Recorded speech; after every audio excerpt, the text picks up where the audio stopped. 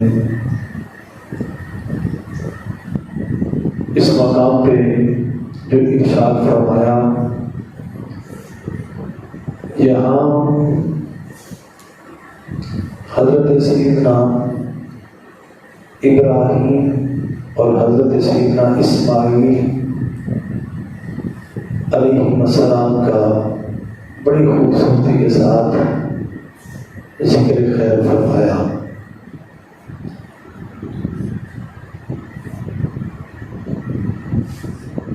جناب سیدنا ابراہیم علیہ السلام اللہ رب العزت کے بڑے محبوب نبی تھے اور بہت ساری خوبصورت صفتوں کے ساتھ متصف تھے۔ اللہ جل وعلا کی رضا جوئی ان کے اندر کھول کھول کے بھری ہوئی تھی۔ ہر وقت اللہ کی رضا چاہتے ہیں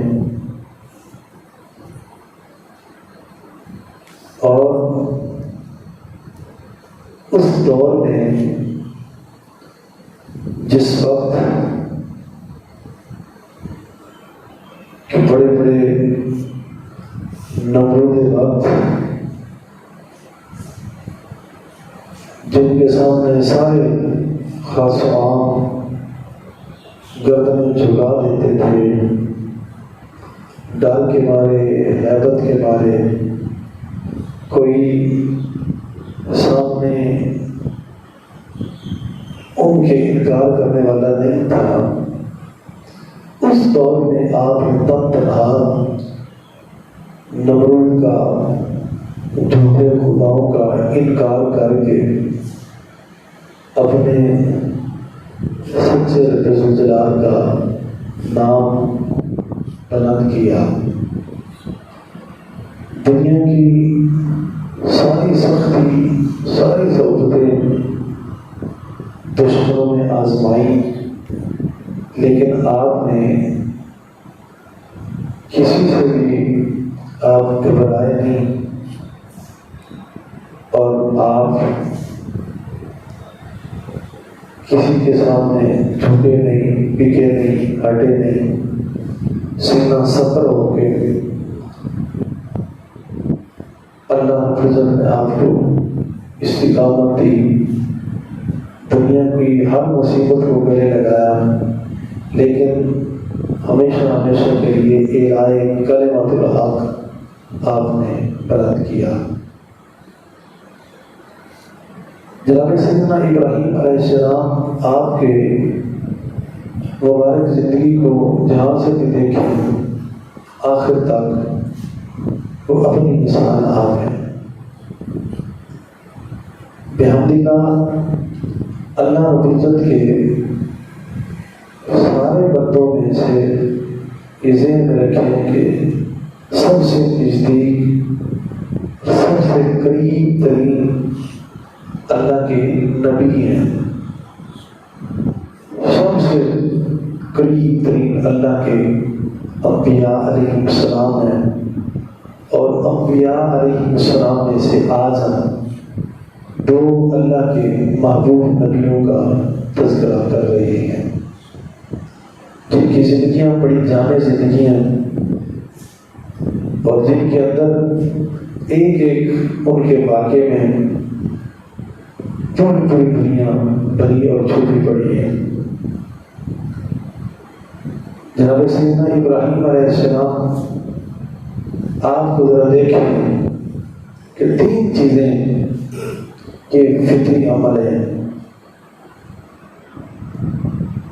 مال، جان، اولاد، یہ تینوں چیزیں یہ فطری عمل ہے کہ بندے کو ان سے محبت ہوتی ہے۔ میں آپ سارے اس محبت میں گرفتار ہیں۔ آپ اندازہ لگائیں تینوں محبتیں یہ فطری ہیں، طبعی ہیں۔ کوئی ان کا انکار نہیں کر سکتا۔ اور جناب سیدنا ابراہیم علیہ السلام،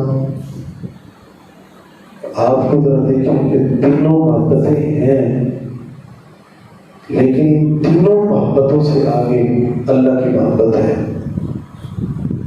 جب وقت آتا ہے تو تینوں محبتوں کو ایک ایک کر کے اللہ کے نام پہ بار دیا اور پرواہ نہیں کی، ذرا بھر بھی پرواہ نہیں کی، اللہ کے نام پہ بار دیا۔ کیسی اللہ کی محبت ہے۔ آج ان کی مبارک زندگی مجھ سے آپ سے یہ تقاضا کرتی ہے اور ہمیں سبق دیتی ہے کہ ہم بھی اپنی زندگیوں میں جناب سیدنا ابراہیم اور اسماعیل علیہ السلام کی پیروکاری کریں اور اپنی زندگیوں کو ان جیسا بنائیں۔ ان کی طرح جس مثال کو لے لیں وہ اپنی مثال آپ ہے۔ میں عرض کر رہا ہوں، تین چیزیں یہ فطری ہیں، ان کا کوئی انکار نہیں کر سکتا۔ بندے کو بڑی محبت ہوتی ہے مال سے، اولاد سے، جان سے۔ بڑے بڑے دنیا کے آپ نے بندے دیکھے ہیں، دیکھ رہے ہیں سب۔ جب تینوں امتحان آتے ہیں، جب مال کی آزمائش آئے، اولاد کی ہے، جان کی ہے، تو اکثر بڑے بڑے بندے بیچارے جو ہے وہ گر جاتے ہیں۔ لیکن ہمارے لیے سندر مثال سب سے پہلے جناب ابراہیم علیہ السلام ہے۔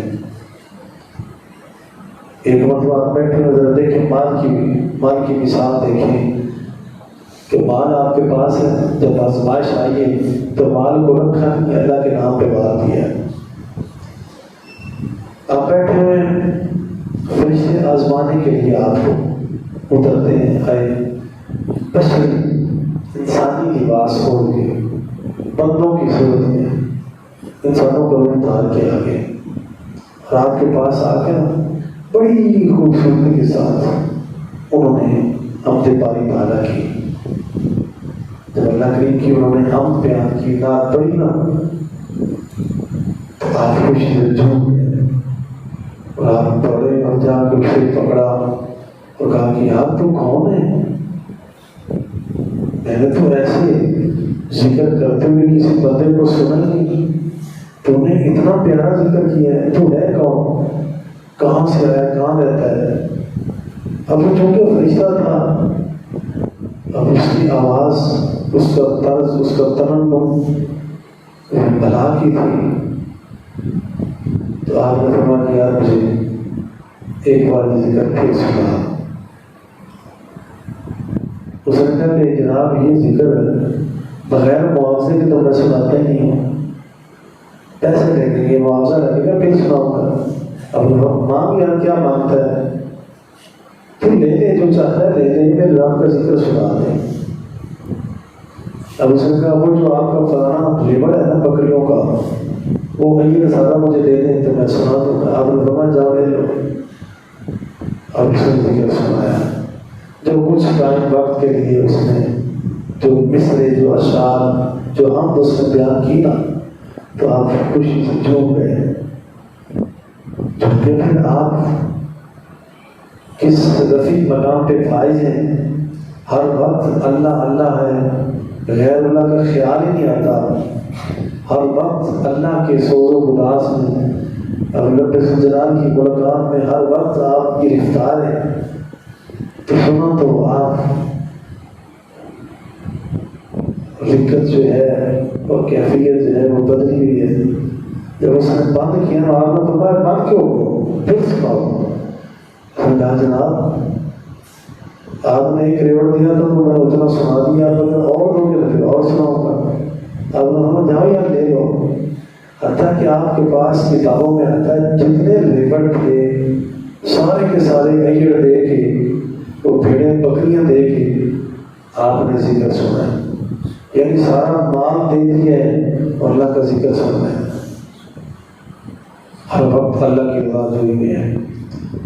تو علماء فرماتے ہیں جب مال کی باری آتی ہے تو اللہ کے نام پہ مال اٹھا دیا، اور پھر جب جان کی باری آئی، نمرود بڑے تیش میں، نمرود کو کسی نے جا کے شکایت لگا دی کہ جناب ابراہیم خلیل اللہ علیہ السلام آپ دین کی، اسلام کی آپ ترویج کر رہے ہیں، دعوت دے رہے ہیں، اللہ کی طرف بلا رہے ہیں، لوگوں کو بتوں سے غیروں سے ہٹا رہے ہیں،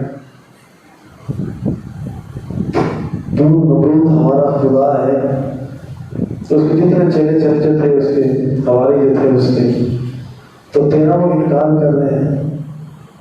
نمرود بڑے غصے میں آیا، اس نے ساری اپنی قوم کو اکٹھا کر لیا اور آپ کو بھی دربار میں بلایا اور کہا کہ اے ابراہیم بتا ذرا کیا تو میرا انکار کرتا ہے؟ آپ نے فرمایا ہاں۔ اس نے کہا کیسے؟ کیا میں خدا نہیں ہوں؟ مجھے ماننا۔ آپ نے فرمایا تو میرا خدا کیسے ہو سکتا ہے؟ میرا خدا تو وہ ہے جو تیرا بھی رب ہے، میرا بھی رب ہے۔ اب یہ بات میرے لیے جو میں آپ کو بیان کر رہا ہوں آپ سن رہے ہیں، یہ بول بڑے ہلکے ہیں، یہ بول بڑے ہلکے ہیں، بڑے ہوئے ہیں، یہ بات آسان ہے، لیکن اس وقت اس نمرود کے سامنے، اس کے بڑے دربار میں، جب کہ ساری قوم اس کے ساتھ یکجا تھی، سارے لوگ اس کا نام لینے والے تھے، سارے اس کو خدا مانتے تھے، اس وقت جب کہ سارا دربار، ساری کچہری ایک طرف تھی اور ایک کٹہرے میں اکیلے جناب سیدنا ابراہیم علیہ السلام کھڑے رہا، اکیلے۔ اس وقت اس کے سامنے کلمہ حق بیان کرنا یہ بڑا اوکھا تھا، بڑا اوکھا تھا۔ آپ نے کئی مرتبہ دیکھا ذرا آج بھی بڑے بڑوں کو آپ دیکھتے ہیں جو کہتے ہیں کہ ہم سینوں میں گولیاں کھائیں گے، ماروں میں جو چاہتے ہو کھا لو ذرا، میں اس بات سے باز نہیں آؤں گا، لیکن دوسرے دن میں آپ دیکھتے ہیں کہ پھر وہ الٹے پاؤں نکل جاتے ذرا، وہ تاک نہیں سکتے۔ لیکن جناب ابراہیم یہ مرد ہے، اس مرد کہتے ہیں جو نمرود کو سامنے بیٹھا دیکھ کے تو آپ للکار کے کہہ رہے ہیں کہ تو میرا خدا نہیں ہے، میرا خدا وہ ہے جو تیرا بھی ہے میرا بھی ہے۔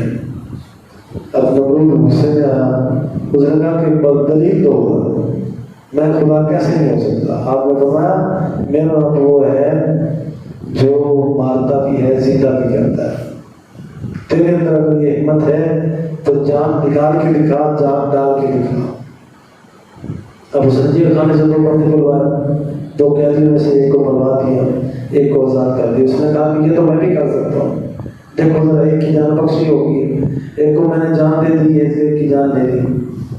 آپ نے فرمایا تو یہ جسم کی آنکھوں سے ہوتا نہیں بلکہ تو دل سے ہوتا ہے۔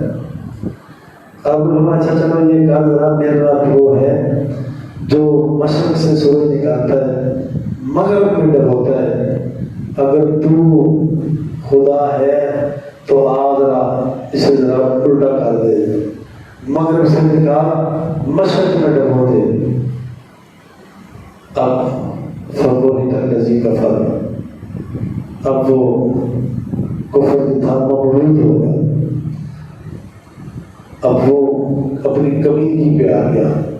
جب اسے کوئی اور دلیل نہ آئی نا اور جواب نہ آ سکا، اور ساری قوم کو حکم دیا کہ اکٹھے ہو جاؤ، اس نے میری اتنی گستاخی کی ہے تو مجھے مان نہیں رہا اور یہ ہمارے تمام کے خلاف ہے، تو آؤ سارے آگ جلاؤ اور اٹھا کے انہیں ادھر پھینک دو۔ اب کس طرح مقصد آگ جلائی گئی اور آگ کو اٹھا کے اس آگ میں پھینکا گیا۔ اب مالک قادر ہے اور مالک سب سے بہترین وارث ہے۔ اب جب اس کے بندے نے اس کی جب گواہی دی ہے اور اس کے نام کو بلند کیا ہے تو کیسے ہو سکتا تھا کہ جناب ابراہیم علیہ السلام کی کان لگ جاتی؟ بس جب آگ میں پھینکا نا تو فرمایا قلنا یا نار کونی بردا وسلاما علی ابراہیم، اے آگ تیرا کام جلانا ہے، تو ہر چیز کو جلا دیتی ہے، لیکن آج کے دن میرے ابراہیم کو جلانا نہیں ہے، آج اپنے قانون کو بدل دے۔ اور پھر وہ ساری یہ نظارہ بھی زمین نے بھی دیکھا ہے، یہ نظارہ آسمان نے بھی دیکھا ہے۔ ایک وقت آیا ہے جس میں آگ نے اپنا قانون بدل دیا تھا۔ آگ نہیں ہوئی، آج آگ گلزار بن گئی ہے۔ تو میں عرض کر رہا تھا کہ مال کی محبت بندے کے اندر تبھی طور پہ ہوتی ہے، جان کی محبت تبھی طور پہ ہوتی ہے، بندہ اپنی جان بچاتا ہے۔ لیکن قربان جائیں جناب ابراہیم علیہ السلام، جب مال کی باری تو مال بھی دے دیا ہے، جب جان کی باری آتی تو جان بھی دے دی ہے۔ اور پھر تیسری آزمائش ہے اولاد، بڑے بڑوں کو پھیر دیتی ہے، بڑے بڑے پھیر جاتے ہیں۔ جب اولاد سامنے جاتی ہے نا بڑے بڑے کلکیاں لگے جاتے ہیں، لیکن قربان جائیے جب رات ہوتی ہے خواب دیکھا فلما بلغ السعی، جب آپ کے صاحبزادے چلنے پھرنے کے قابل ہوئے نا، اور یہ بھی ذہن میں رکھیں کہ جناب سیدنا ابراہیم علیہ السلام کو اولاد بھی جو ہے نا یہ بھی پچھلے بارے ملی ہے۔ قرآن مجید فرقان حمید میں ہے الحمدللہ الذی وہب لی علی الکبر اسماعیل و اسحاق۔ جناب سیدنا ابراہیم اللہ کا شکر ادا کر رہے ہیں اور کہہ رہے ہیں کہ اللہ کا شکر ہے، ساری تعریف ہے اس کے لیے جس نے مجھے پچھلے بارے میں بڑھاپے میں جس نے مجھے دو صاحبزادے جناب ابراہیم اور اسحاق عطا کیے۔ تو اس وقت آپ کو یہ دو صاحبزادے ملیں گا، اور جب جناب اسماعیل علیہ السلام چلنے پھرنے کے قابل ہوئے نا تو پچھلا پارا ہے، بڑھاپا ہے۔ آپ خود ذرا اندازہ لگائیں، بندے کا پچھلا پارا ہو جائے اور اولاد ہو تو اس وقت اولاد پہلے کی نسبت بھی اور زیادہ پیاری ہوتی ہے کہ جب بندے کا بڑھاپا آ جائے اب تو سارا ہی اولاد ہے، اب تو اس کے آگے پیچھے کرنے والے ہوتی ہی اولاد ہے، اس کی وارث بھی اولاد ہوتی ہے۔ لیکن قربان جائیں جب آپ صاحبزادہ چلنے پھرنے کے قابل ہوئے اسے گود میں لیا بٹھا کے فرمایا قالا یا بنیا، اے میرے پیارے بیٹے میرے منع، قالا یا بنیا انی ارا فی المنام، میں نے رات کو خواب میں دیکھا ہے انی اذبحک کہ میں تجھے ذبح کر رہا ہوں، فانظر ماذا ترى،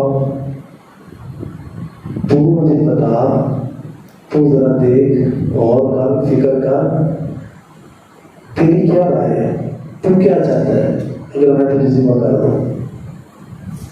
قال یا ابت افعل، جناب اسماعیل علیہ السلام عرض کرتے ہیں بابا جی قال یا ابت افعل ما تؤمر، جیسے آپ چاہتے ہیں آپ کریں، جیسے آپ کو حکم ملا ہے، جیسے آپ کو حکم ملا ہے ویسے کر دیں۔ ستجدنی ان شاء اللہ من الصابرین، ان قریب آپ مجھے صبر کرنے والوں میں پائیں گے، بھاگنے والوں میں نہیں پائیں گے، آپ مجھے صبر کرنے والوں میں پائیں گے۔ میرے اندر کوئی شکوہ نہیں، میں شکوہ نہیں کروں گا، میں شکایت نہیں کروں گا، جیسے آپ کی جی چاہتا ہے، جیسے آپ کو حکم ملا ہے آپ ایسے کر دیں۔ یہ فیضان حضرت تھا یا کہ مکتب کی کرامت سکھائے کس نے اسماعیل کو آداب فرزند دی۔ اللہ اکبر یا رسول اللہ، زندہ باد زندہ باد زندہ باد زندہ باد۔ میرے عزیزوں صاحبوں بھائیوں، یہ جناب ابراہیم علیہ السلام نے مال کی محبت، جان کی محبت، اولاد کی محبت، ساری محبتوں کو اللہ جل وعلا کی محبت پہ مار دیا ہے۔ خواب دیکھتے، خواب صرف دیکھا ہے اور آ کے بیٹے سے کہا، اور سامنے بیٹا بھی جناب ابراہیم علیہ السلام کا بیٹا ہے نا جس نے آگے نکاح نہیں کیا، آج کی بابا جی جیسے آپ کو حکم ملا آپ ویسے کر دیں اور آپ مجھے ثابت پائیں گے، آپ مجھے بھاگنے والا نہیں پائیں گے۔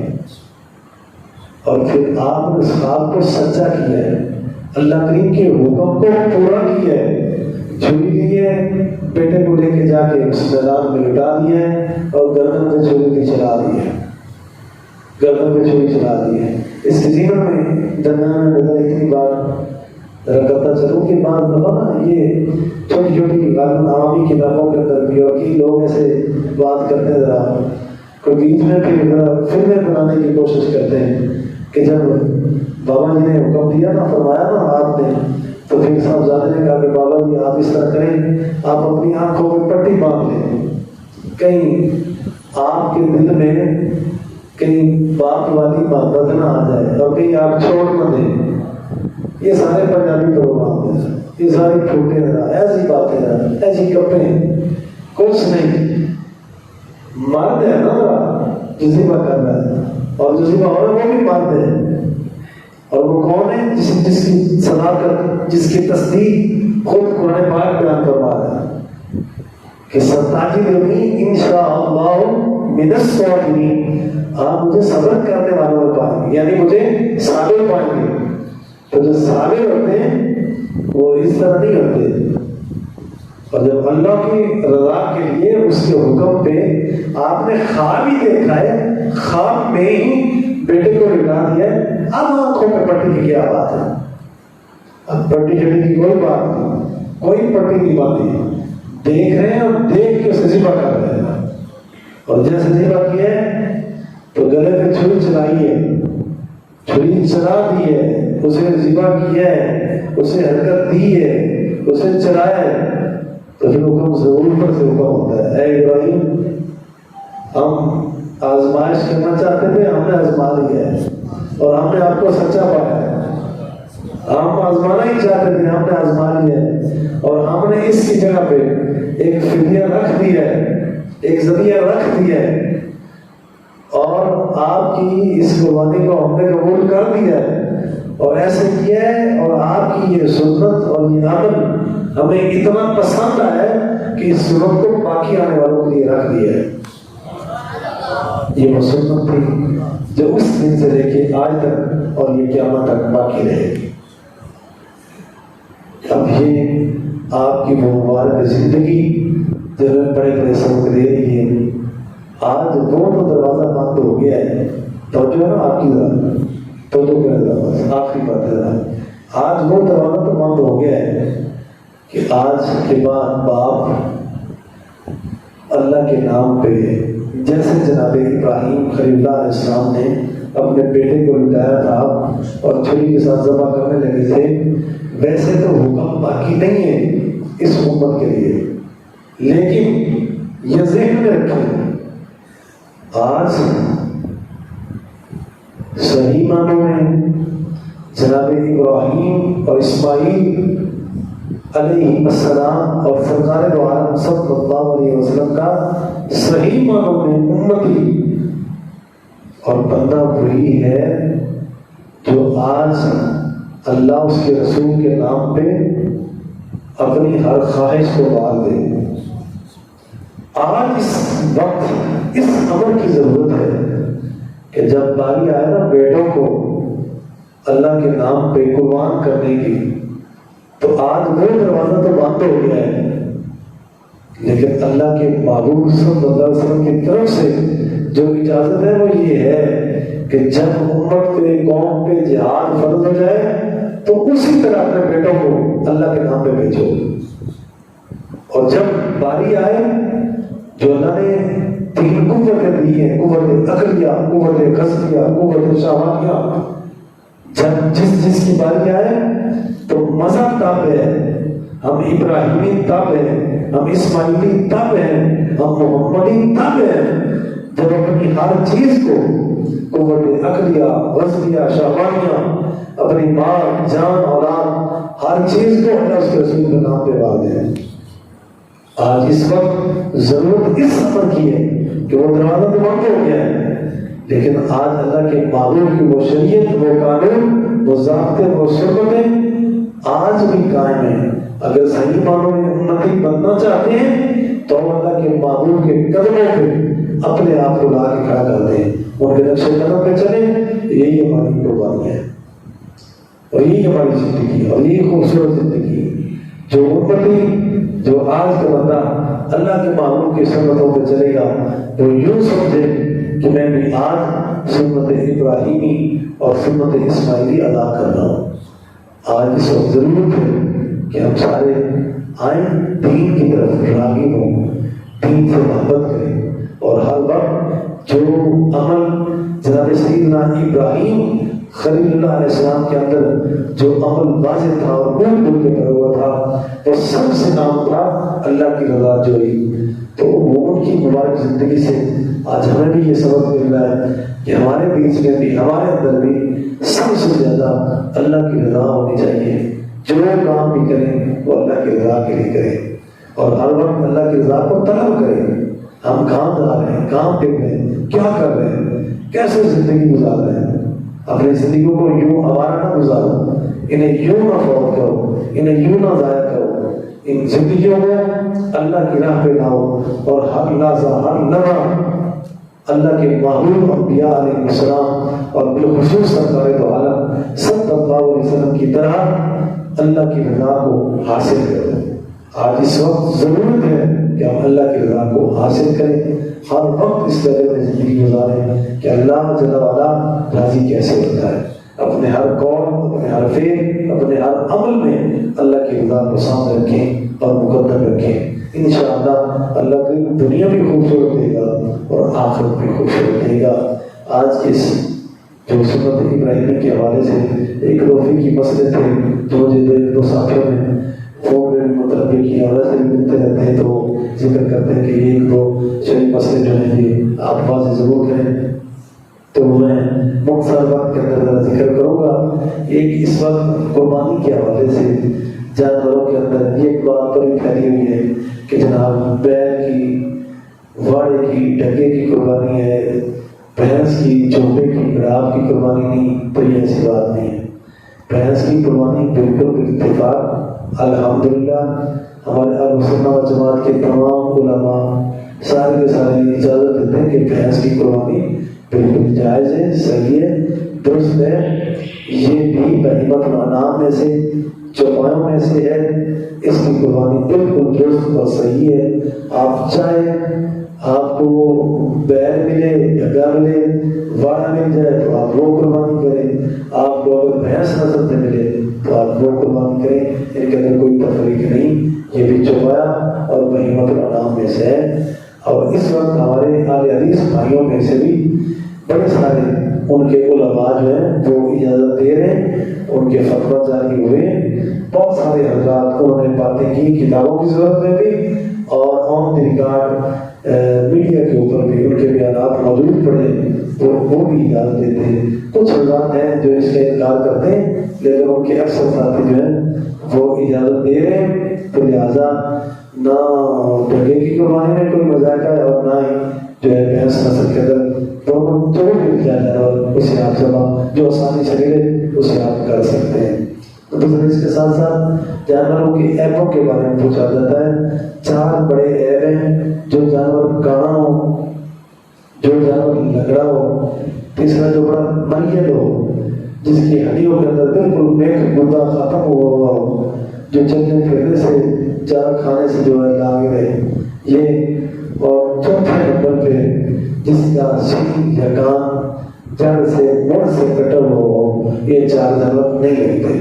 آگے چھوٹے چھوٹے اور بھی ہیں، ذرا جس جانور جو 4 تھنوں والا جانور یعنی بھینس یا گائے ہے، جس کے چاروں تھن خشک ہو گئے ہوں یعنی سڑ گئے ہوں، مر گئے ہوں، وہ بھی نہیں لگتا۔ جس کے 3 مر گئے ہوں وہ بھی نہیں لگتا۔ اور کسی کا ایک تھن 4 تھنوں والے میں سے اگر کسی کا ایک تھن خراب ہے، مرا ہوا ہے، سوکھ گیا، خشک ہو گیا، وہ جانور لگ سکتا ہے۔ بکری کے 2 تھن ہوتے ہیں، اگر ان میں سے 2 یا 1 اگر بروا تو وہ بھی نہیں لگے گا۔ اگر آگے سے سنگ کوڑنے سے، نوکر سے، آگے سے شروع سے اگر پھرا ہوا ہے، ٹوٹا ہوا ہے تو خیر ہے۔ کان بھی آگے سے کٹا ہوا ہے، کاٹ ہے، یا بعض دفعہ فارم میں یا کئی شہروں میں کئی بندے کانوں میں جانوروں کی لڑکیاں ڈال دیتے ہیں، یہ چیٹیں لڑکیاں ڈال دیتے ہیں، وہ نمبر لگے ہوتے ہیں، اس وجہ سے اگر کوئی سوراخ ہے، کٹا ہوا ہے تو خیر ہے، وہ جانور لگ سکتا ہے۔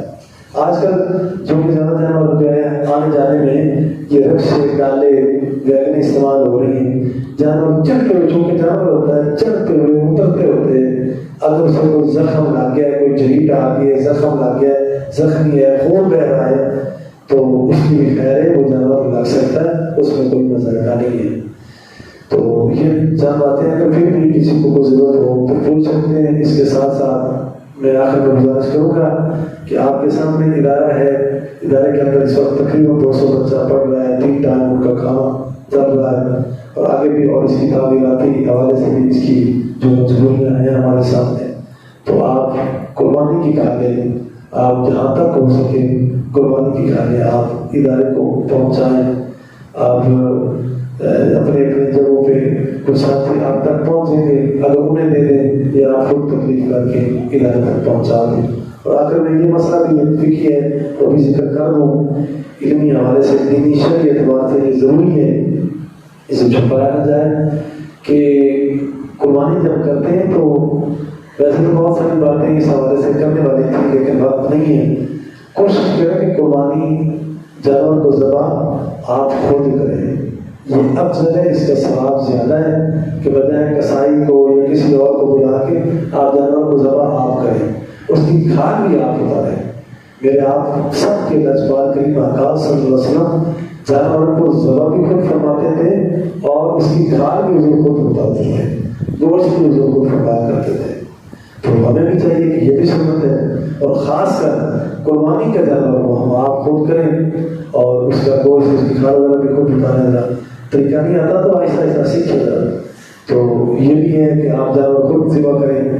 دوسرے نمبر پہ ہمارے اکثر دیہاتوں میں جو سادہ لوگ ہیں وہ اس حوالے سے بے خبر رہتے ہیں کہ جانور کی کھال جو ہے یہ ہم مولوی صاحب کو تھے، وہ آئے، انہوں نے ذبح کیا ہے، انہیں کوئی تنخواہ نہیں دیتے، معاوضہ نہیں دیتے، اسی معاوضے میں انہیں ہم کھال بھی اٹھا کے دے دیتے ہیں۔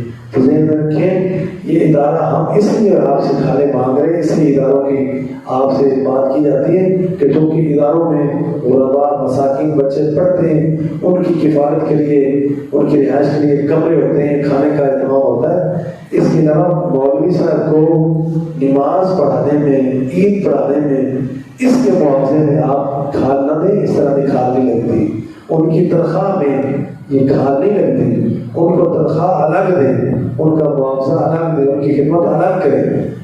کھال جو ہے قربانی کی کھال، یہ غریبوں کا، مسکینوں کا حق ہے۔ آپ اگر یہاں بھی نہیں پہنچا سکتے تو آپ بیوہ کو، رنڑ عورت کو آپ دیں، بیوہ عورت کو دیں، آپ مسکین کو، غریب کو، یتیم کو، جو بے سہارا لوگ ہیں، جو مسافر لوگ ہیں، جو ماندہ حال ہیں، انہیں آپ اپنی کھالیں پہنچائیں۔ تو اس حوالے سے یہ کھالیں آپ مولوی صاحبان کو، آئمہ کو، ان کے معاوضے میں، ان کے تنخواہ میں کھالیں نہ دیں۔ اس طرح کھال نہ آپ کی لگتی ہے، نہ ان علماء کو نہ کھال دینی چاہیے۔ حتیٰ کہ اس بارے میں تو جو جانور کی رسی بھی ہے، قربانی کے جانور کی رسی، اس کی ٹلی جو چوک سے ڈال دیتے، اس کی گانی ڈال دیتے، یہاں تک یہ فقہاء نے فرمایا کہ اس کی گانی، ٹلی، رسی یہ بھی صدقہ کرنا چاہیے، یہ بھی غریبوں کو دینی چاہیے، بیچ کے ان کو دے دینی چاہیے، یہ بھی گھر میں نہیں رکھنی چاہیے۔ تو اس لیے جانور خود ذبح کریں اور اس کی کھالیں غرباء، مساکین تک پہنچائیں۔ اور اس سے اگلی بات ذرا یہ بھی ذہن میں رکھیں کہ اس کا گوشت جو ہے، قربانی کا گوشت، ہر حوالے سے آپ جیسے بھی دیکھ لیں، کوئی بھی صدقہ خیرات ہے یا قربانی ہے، اس کے اندر راز و حکمت یہ ہے کہ جب گوشت کیا جاتا ہے تو شریعت مطالعہ کے اندر اس کا تقاضا یہ ہے کہ گوشت زیادہ سے زیادہ غرباء تک پہنچے، مسکینوں تک پہنچے۔ آج اکثر جو دیکھنے میں آتا ہے وہ کہ ہمارے اکثر ساتھی جو ہے نا، بڑے بڑے عمراء جو صاحب حیثیت ہیں، وہ سارا ہی بکرا ذبح کر کے وہ سارا کا سارا ہی فریدے میں چلا کے دے رہا۔ ایسا نہیں ہونا چاہیے۔ میں ذرا آج بھی سوچ رہا تھا، 2 سال پہلے میں ایک دعوت پہ فیصل آباد گیا تو انہوں نے ساتھیوں کو دعوت دی کہ آؤ ذرا ہمارا ایک مہمان آیا، پیر اس کو ملے، وہ ملے نہ پھر آپس میں لوگ آپس بات کر رہے تھے تو قدرتی میں نے پوچھا کہ کیا بات کر رہے ہیں، تو وہ بیٹا اس نے کہا کہ جناب میں ذرا آج شیخ صاحب کے پاس گیا ہوا تھا تو میں ذرا لیٹ آ گیا ہوں، آنا تو میں نے پہلے تھا، مجھے بڑا شوق تھا آپ کو ملنے کا، ذرا لیٹ آیا ہوں، شیخ صاحب نے مجھے ادھر مصروف کر دیا تھا۔ میں نے کہا کیوں؟ اس زمانے میں کہنے لگا، میں نے کہا جی بس وہ ادھر نا گوشت 6 مہینے کا پیاسی فریزر دے وچ قربانی کا، تو میں بنانا لگ گیا، گوشت بڑا سخت ایسی اوکھا ایسی، تو میں بڑی دیر پانی سٹی رکھا تو انہوں نے پیس بنا کے لا دیا، تو دیکھ کے مسے آیا میں کہ 6 مہینے اس ابھی 6 مہینے کی گل کر دے ہو، 7 سال کا گوشت بس بڑھ نہیں آیا، سارے کو تو 7 سال کا پیا ہوتا، میں حیران وہ دس ایسی فریزر 7 سال پورے کا گوشت، یہ سبوتے بکرے چاہ کے اور کسائیوں کو بنوا کے اندر جا بس رکھ کے اندر جا، ایسا نہیں ہونا چاہیے، جتنا ہو سکے گوشت ذبح کرو، اور زیادہ سے زیادہ کئی ایسے گھرانے میں نے کہ جتنے گوشت صرف 1 سال بعد ان غریبہ مسکینہ تک گوشت صرف قربانی عیدین تک پہنچتا ہے، صرف قربانی عیدین، اگے پیچھے ہو سکتا ہے وہ تو گوشت نہیں جائے، تو سانوں چاہیے کہ جتنا تک ہو سکے اسی گوشت اسی صرف ویسے اگر قربانی کرو نا فقہی حوالے نال اسی ساری قربانی کر کے گھر بھی لگ سکتے ہیں، لیکن تقوی یہ ہے کہ جتنا ہو سکے جانور ذبح کروا کے وہ گوشت زیادہ سے زیادہ تقسیم کیا کرے، اور خوبصورت طریقہ ہے ایک حصہ گھر، ایک حصہ رشتہ داروں عزیز و اقارب، اور تیسرا غریبہ مسکینہ وہ حصہ تقسیم کیا جائے، اور اگر سارا بھی تقسیم کر دو کوئی مزاق نہیں، اللہ تعالیٰ اجر عظیم دے گا۔ اس واسطے اور زیادہ سے زیادہ جذبہ پیدا کرو کہ جس طرح سے اور دنیا میں انواع و اقسام کی چیزاں اپنے شوق دیا، اپنے کھان پین دیا یا برتن دیا یا آرام دیا اور سے شوق پالنے ہیں لکھنے کا، اس طریقے کے واسطے بھی کوشش کرو۔ کئی سارے ایسے حضرات بھی نے کہ جن مالدار ہونے کے باوجود بھی قربانی نہیں کرتے، بخل ہے، تنگی اتنی کساوت ہے اندر کہ جانور ذبح نہیں کرتے۔ جتنا بھی ہو سکے، جتنی بھی طاقت مل سکے، جانور زیادہ سے زیادہ لگو، پالو، پوسو، اور اس کو ذبح کرو اور اس کو تقسیم کرو۔ قربانی کے حوالے میرے تھوڑے اجبار کریم آقا صلی اللہ علیہ وسلم نے فرمایا کہ جب بندہ قربانی کرے گا اللہ کریم وہ دی قربانی دے والاں دے برابر قیامت والے دن اس کو اجر و ثواب عطا کرے گا۔ اس واسطے قربانی دی بڑی عظمت ہے، جانور کو قربان کرنا۔ سرکار فرمانے نے کہ قیامت والے دن جس دن جنتی جان گے نا جنت وہ جس سواری تے چڑھ کے جان گے نا وہ قربانی دے جانور ہوں گے، جنہوں نے کان تے چڑھ کے کتا جنت میں داخل ہوئے گا۔ اور اتنا سرکار فرمانے کہ آج دے اس 10 ذی الحج والے دن اللہ کریم نے جتنا قربانی دے جانوراں دا یہ عمل ذبح کرنے والا جتنا پسند ہے اتنا اور کوئی عمل پسند ہے۔ یعنی میں ضرور سمجھانے واسطے کہ اگر کوئی بندہ ایک سائڈ پہ قربانی ہے 1 لاکھ روپیہ سخاوت کرے نا، اور 1 لاکھ اتنا مقبول نہیں جتنا 50,000 کا جانور لے کے اللہ کے ہاں ذبح کرنا۔ لہذا اس واسطے یہ دوبارے بخل نہ کرو، زیادہ زیادہ قربانی واسطے جذبہ پیدا کرو، جانور لگو، پالو پوسو، یا موقع پہ خرید کے اللہ کے نام پر اس کو قربان کرو، اور غریبوں مسکینوں میں خدا گوشت تقسیم کرو۔ اللہ کریم اساسان عمل کرنے کی توفیق عطا فرمائے۔ وآخر دعوانا الحمدللہ رب العالمین۔